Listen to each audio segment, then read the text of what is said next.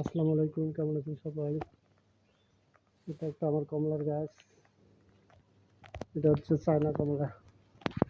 China কমলা থোকায় থোকায় ধরছে কমলা, থোকায় থোকায়। এই যে থোকায় থোকায় কমলা। এই বছর আবার নতুন ফলন।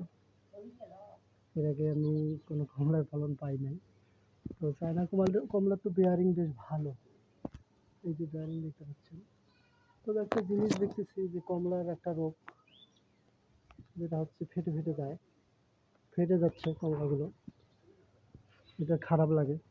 ছত্রাকনাশক দিচ্ছি, কিসের ঘাটতির কারণে এটা ফেটে যায় জানি না, তবে আয়রনের ঘাটতি হতে পারে। শুনছি বা দেখছি কোথাও যে আয়রনের ঘাটতি হলে কমলা ফেটে যায়। হ্যাঁ, এই হচ্ছে চায়না কমলা। এই যে থোকায় থোকায়, এই যে থোকায় থোকায় হচ্ছে কমলা। হ্যাঁ, এই যে থোকায় থোকায় কমলা, থোকায় থোকায় কমলা ধরছি।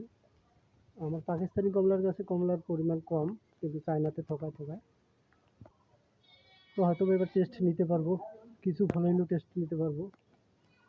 আল্লাহ ভরসা, দেখি কি হয়। ভালো হলেই ভালো। ঠিক আছে, ভালো থাকবেন সবাই।